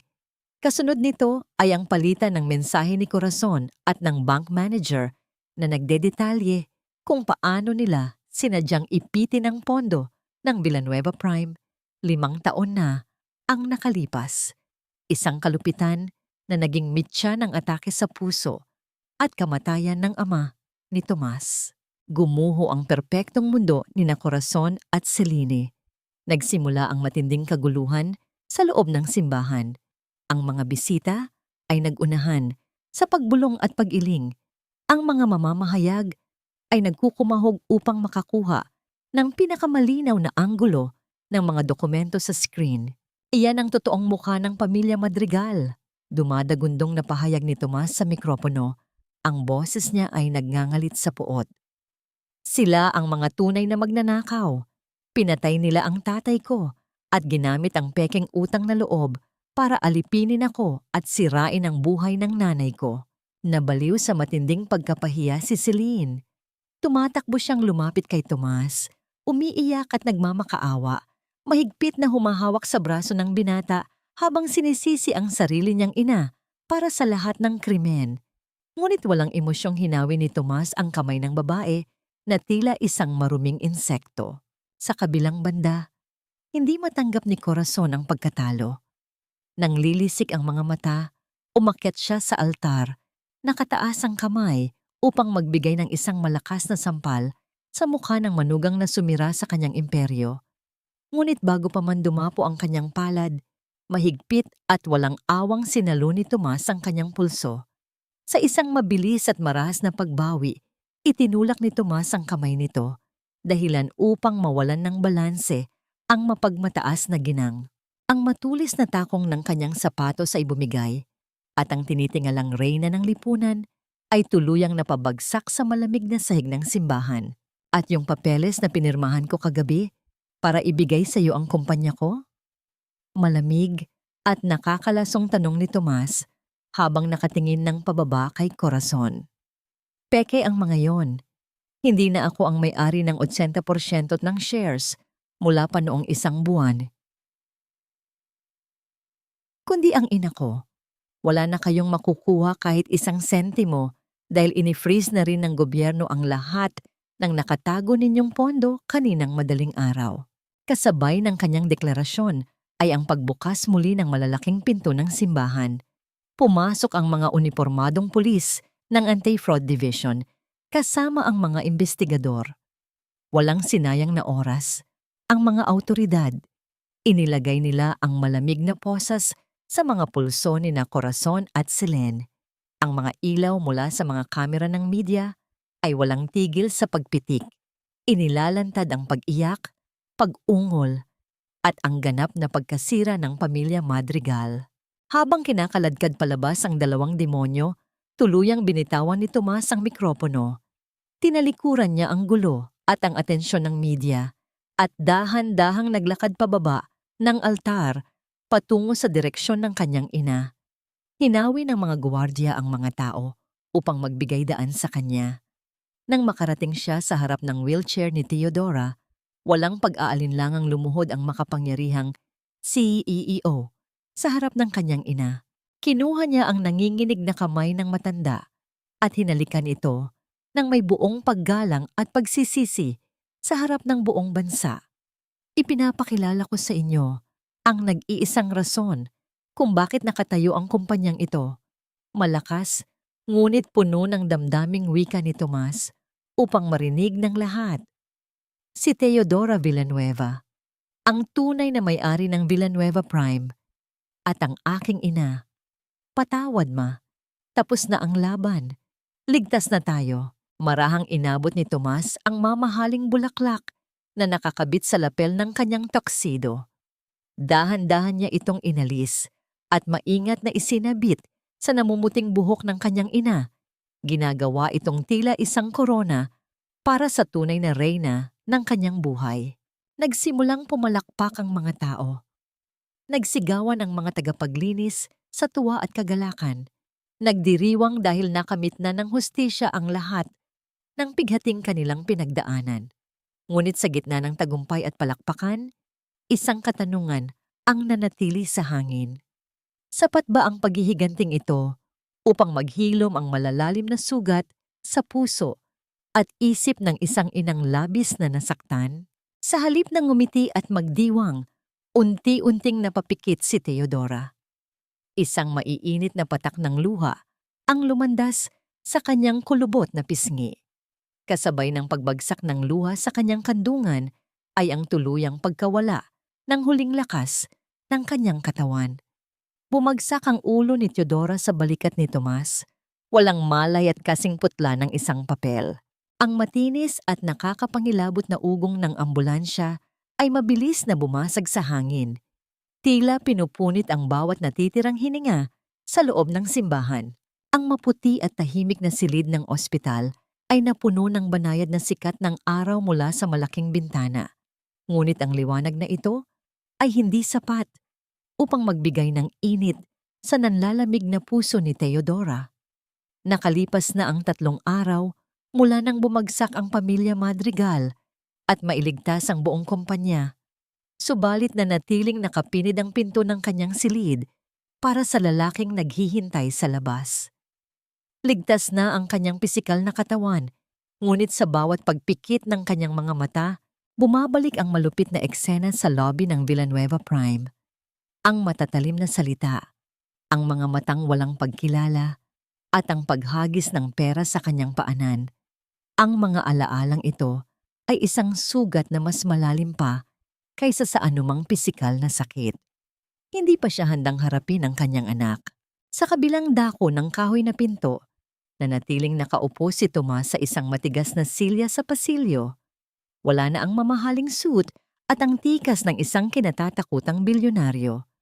Nakasuot lamang siya ng isang simpleng t-shirt na gusot-gusot at may bakas ng matinding puyat ang kanyang mga mata.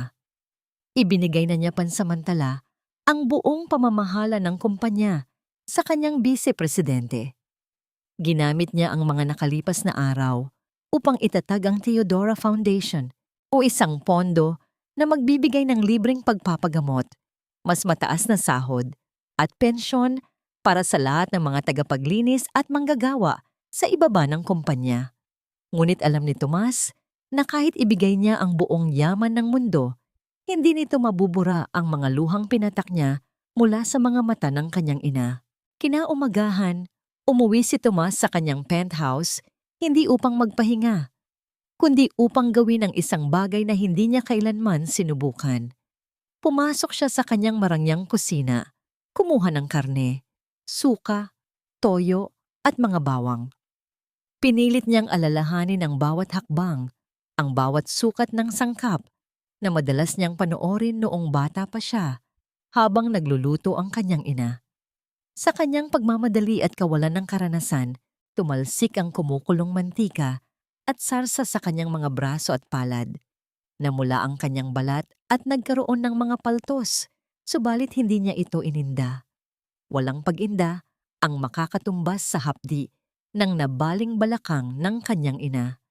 Patuloy siyang nagluto hanggang sa makuha niya ang amoy na nagbabalik sa kanya sa kanilang maliit at lumang bahay. Pagbalik ni Tomas sa ospital, palihim na binuksan ni Yolanda ang pinto ng silid ni Teodora upang makapasok ang binata. Tahimik na lumapit si Tomas sa gilid ng kama. Bit-bit ang isang simpleng plastic container. Dahan-dahan niyang inilapag ito sa maliit na mesa. Pagkabukas niya ng takip, sumingaw ang mainit na amoy ng adobo. Medyo sunog ang ilang bahagi ng karne at hindi perpekto ang kulay, ngunit ginawa mula sa pinisang luha at pawis. Ibinaling ni Teodora ang kanyang muka sa kabilang direksyon. Pilit na pinipigilan ang panginginig ng kanyang mga balikat. "Ma!" Basag at nanginginig na tawag ni Tomas. Ang boses ay puno ng pagsisisi na tila isang batang nawawala. "Alam kong hindi sapat ang 1,000 paghingi ng tawad para burahin ang mga ginawa ko. Alam kong noong mga oras na kailangan mo, ako bilang anak, mas pinili kong maging isang duwag. Pero ginawa ko ang adobong ito para sa iyo. Sinubukan kong gayahin ang timpla mo, kahit na alam kong walang makakatalo sa pagmamahal na inilalagay mo sa bawat luto mo." Hindi sumagot si Teodora, ngunit dahan-dahan niyang ibinalik ang kanyang paningin. Ang kanyang mga mata ay dumapo hindi sa pagkain, kundi sa mga kamay ni Tomas. Nakita niya ang mga puting bendahe na nakabalot sa mga palad at braso ng kanyang anak. May mga mapupulang marka ng paso mula sa kumukulong mantika. Ang mga kamay na dati ay pilit na umiiwas sa kanyang magaspang na haplos ay ngayon ay sugatan dahil sa pagtatangkang pagsilbihan siya. Sa sandaling iyon, ang makapal na pader ng yelo sa puso ni Teodora ay tuluyang natunaw. Ang galit at tampo ay inanod ng isang napakalakas na agos ng pagmamahal ng isang ina. Wala siyang nakitang bilyonaryong CEO na nanakit sa kanya. Ang nakita lamang niya ay ang maliit niyang anak na nasaktan habang sinusubukang maging mabuti. Dahan-dahang inangat ni Teodora ang kanyang nanginginig na kamay at inabot ang nakabandang palad ni Tomas. Nang maramdaman ni Tomas ang mainit na haplos ng kanyang ina, tuluyan nang nanghina ang kanyang mga tuhod. Lumuhod siya sa malamig na sahig ng ospital, isinubsob ang kanyang mukha sa gilid ng kama malapit sa mga kamay ni Teodora at doon ay humagulgol ng buong laya. Umiyak siya ng umiyak, inilalabas ang lahat ng bigat, takot at kalungkutan ng mga nakalipas na taon. Hinaplos ni Teodora ang buhok ni Tomas. Ang kanyang sariling mga luha ay nag-uunahang bumagsak at humalo sa luha ng kanyang anak. "Shh! Tahan na, anak ko!" Malambing at basag na bulong ni Teodora. "Ligtas na tayo. Nandito na ang nanay. Pinapatawad na kita." Walang ibang salitang kailangang bitawan. Ang katahimikan ay napuno lamang ng pag-iyak ng paghihilom at ng pagbabalik ng isang pamilyang muntik ng mawasak ng kasakiman. Kalaunan, nang tumigil na ang pagbuhos ng kanilang mga luha, sabay nilang pinagsaluhan ang bahagyang sunog na adobo. Ang karne ay matigas at ang sarsa ay masyadong maalat. Ngunit para kay Teodora, iyon ang pinakamasarap na pagkaing natikman niya sa buong buhay niya. Mula sa malaking bintana, isang ginintuang sikat ng araw ang dahan-dahang pumasok at niyakap ang buong silid. Wala nang nagbabadyang panganib, wala nang mga matatalim na salitang naghihintay. Ang naiwan lamang ay isang payapang ngiti sa mga labi ng isang ina at ang mahigpit na pagkakahawak ng isang anak na nangakong hindi na muling bibitaw. Lumipas ang isang buong taon na tila isang banayad at naghihilom na simoy ng hangin. Ang ginintuang sinag ng araw ay malayang naglalaro sa loob ng isang malawak at maaliwalas na penthouse na nakaharap sa mapayapang anyong tubig ng Manila Bay. Wala na ang amoy ng matapang na disinfektante at ang lamig ng madilim na basement. Sa isang tahimik na sulok ng modernong kusina, nakasabit sa loob ng isang salaming kwadro, ang isang lumang apron na may maingat na burdang letrang T.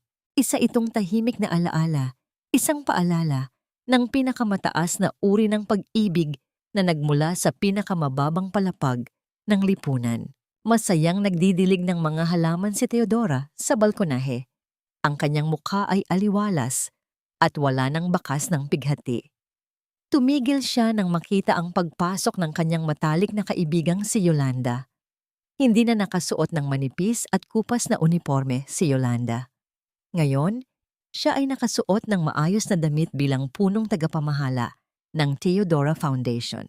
Nagyakapan ang dalawang magkaibigan, nagpalitan ng mga ngiti at kwento tungkol sa mga natulungang pamilya ng mga tagapaglinis na ngayon ay may sapat na benepisyo at hindi na kailanman ituturing na mga anino lamang. Habang nag-aayos sila ng hapagkainan, isang malaking kaibahan ang nagaganap sa kabilang dako ng lungsod. Sa loob ng isang masikip, malamig, at madilim na selda ng bilangguan ng mga kababaihan, ang kinatatakutang pamilya, Madrigal ay tuluyan ng nabubulok. Wala nang mga diamante o mamahaling pabango na magtatago sa kanilang masasamang ugali. Sa bawat araw na lumilipas, walang ginawa sina Corazon at Celine, kundi ang magsisihan at magsabunutan. Ikinukulong ang isa't isa sa isang walang katapusang impyerno ng puot at pagkabaliw. Iyon ang kanilang pinakamalupit na parusa, ang mabuhay ng magkasama habang pinagmamasdan ang pagguho ng kahariang itinayo nila sa ibabaw ng kasinungalingan.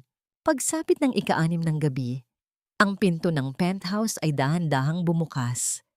Pumasok si Tomas, hindi na bilang isang kinatatakutang CEO na walang oras sa mundo, kundi bilang isang ordinaryong anak na nagmamadaling umuwi.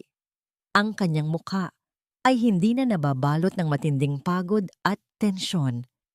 Lumapit siya sa kusina kung saan inaayos ni Teodora ang mga bagong lutong ulam at marahan niyang niyakap ang kanyang ina mula sa likuran.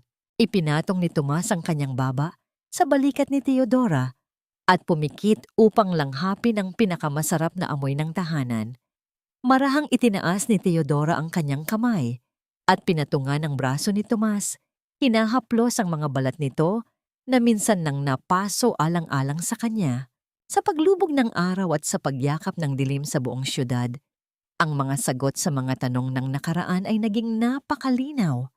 Nakapagpatawad ba sila? Oo. Ang mga sugat ng kahapon ay naging mga pilat na lamang na hindi na kumikirot, kundi nagsisilbing patunay ng kanilang katatagan at pag-ibig na nagtagumpay laban sa poot. Natagpuan ba nila ang tunay na kapayapaan? Walang pag-aalinlangan. Natutunan ni Tomas na ang tunay na kapayapaan ay hindi matatagpuan sa pinakamataas na palapag ng 1 bilyong pisong gusali o sa pagyuko ng mga tao sa kanyang paanan.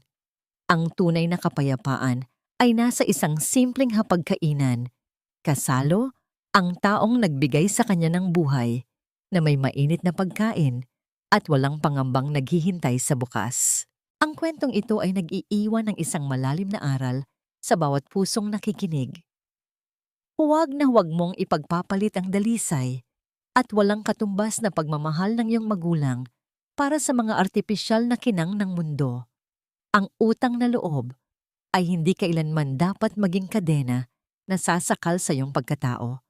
At ang ambisyon ay hindi dapat maging dahilan upang bulagin ka sa katotohanan. Dahil sa huli, kapag tinalikuran ka ng lipunan at gumuho ang lahat ng iyong yaman, ang tanging mga kamay na sasalot sa iyong pagbagsak ay ang mga kamay ng inang handang maging alipin, maging anino, at magsakripisyo ng sariling buhay.